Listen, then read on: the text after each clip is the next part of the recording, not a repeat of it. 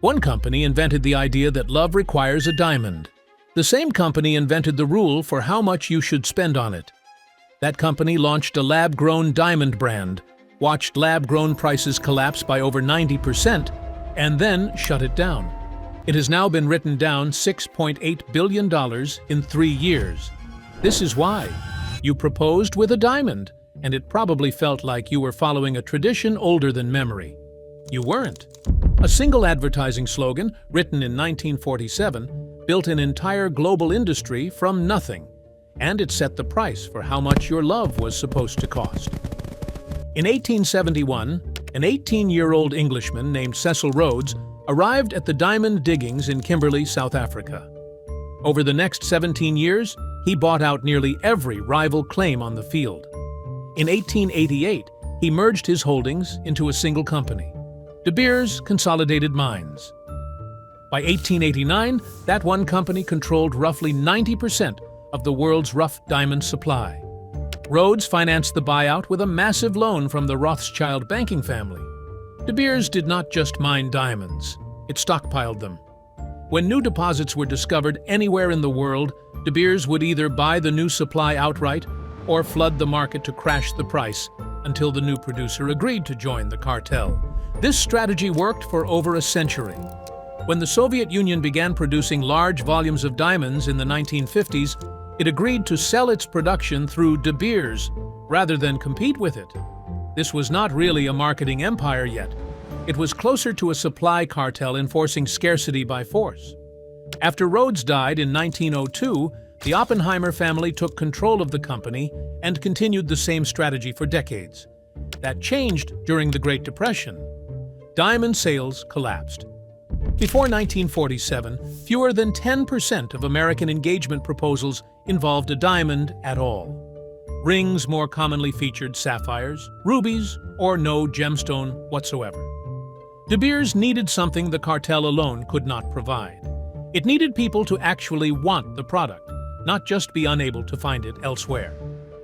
De Beers had already partnered with the Gemological Institute of America in 1940 to help establish the 4 C's: color, clarity, cut, and carat, a grading system that gave every diamond an official-sounding measure of quality.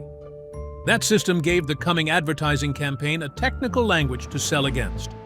In 1947, De Beers hired an advertising agency called N.W. Iyer. A copywriter there named Frances Garrity had one client for her entire career, De Beers. Late one night, exhausted, finishing a campaign with no closing line, she scribbled 4 words on a slip of paper before going to sleep. "A diamond is forever." Her colleagues were unimpressed. Some thought the grammar was wrong, is instead of are. De Beers ran it anyway. In 1999, Advertising Age named it the greatest advertising slogan of the entire 20th century. Within a single generation, the diamond engagement ring went from a rare choice to a near-mandatory tradition. By the 1990s, over 80% of American engagement rings featured a diamond. Diamond wholesale sales in the United States grew from $23 million in 1939 to $2.1 billion by 1979. The same agency invented a second rule: how much you should actually spend. In the 1930s and 40s, N.W. Ayer's ads suggested 1 month's salary was the appropriate amount for an engagement ring. In the 1980s, facing stagnant sales, the agency quietly raised the suggestion to 2 months' salary. Same client, same agency, a completely different number. There was no tradition behind either figure. It was copy, written to move product, adjusted whenever sales needed a push. In some later campaigns, the suggested figure crept even higher, toward 3 months' salary. The agency also tried to expand who was expected to buy diamonds at all. A 2003 campaign called "Women of the World, Raise Your Right Hand" encouraged women to purchase diamond jewelry for themselves, not just receive it. The word "forever" was doing more than one job. If a diamond lasts forever, the message implied you should never sell it back. That single idea kept the secondary market for diamonds artificially thin for decades. With almost no resale market, diamond prices were never meaningfully tested against real supply and demand. There was no functioning second-hand price to compare against. Just the number De Beers had set at the counter. Even the ring's celebrity placements were part of the same design. Starting in the 1950s, the agency lent diamonds to Hollywood stars for the Academy Awards and horse races like the Kentucky Derby. Diamond sales in the United States rose 55% in the 2 years after that specific push began. For the first time in over a century, De Beers faced a genuine threat to its control of the diamond market. Lab-grown diamonds, chemically identical to mined diamonds, optically indistinguishable without specialized equipment, and dramatically cheaper to produce. This was not a scarcity problem De Beers could stockpile its way out of. Lab-grown supply could scale almost without limit. In 2018, De Beers made an unexpected move. Instead of fighting lab-grown diamonds, it launched its own lab-grown jewelry brand, Lightbox. Lightbox was priced at a deliberately low fixed rate of $800 per carat, a fraction of natural diamond pricing.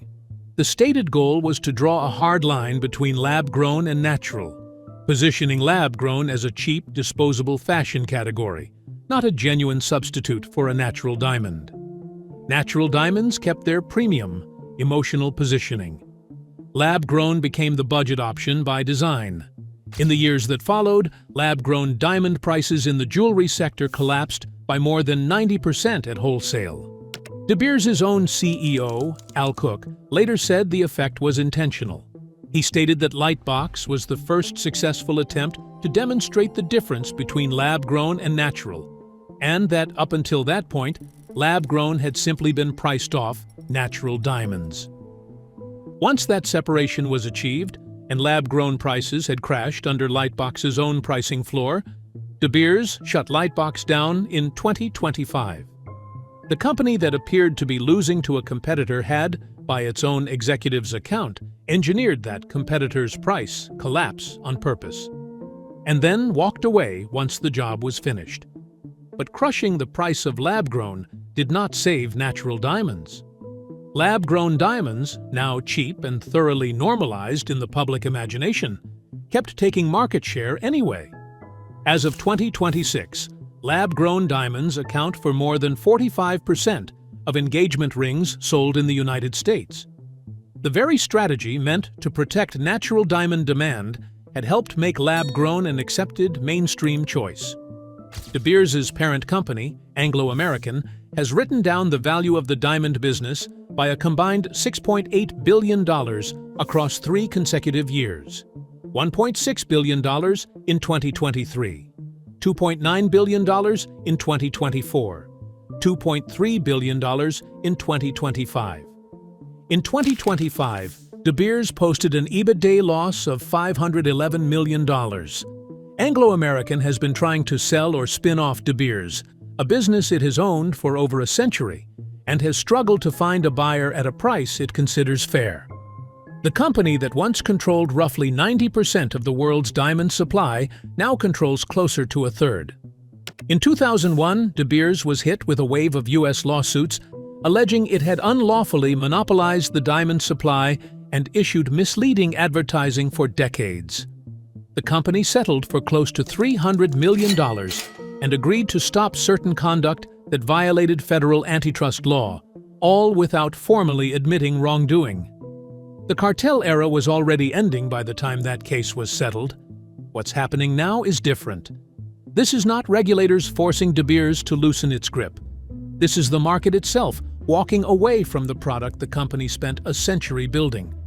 De Beers spent a century convincing the world that a diamond and the love it represented was forever. The company that built that idea is not. The ring on your hand, or the one you are still saving for, exists because of a sentence a tired copywriter wrote before bed in 1947. The number you were told to spend was never a tradition. It was always just a suggestion, updated whenever the company needed it to be higher. This is the markup.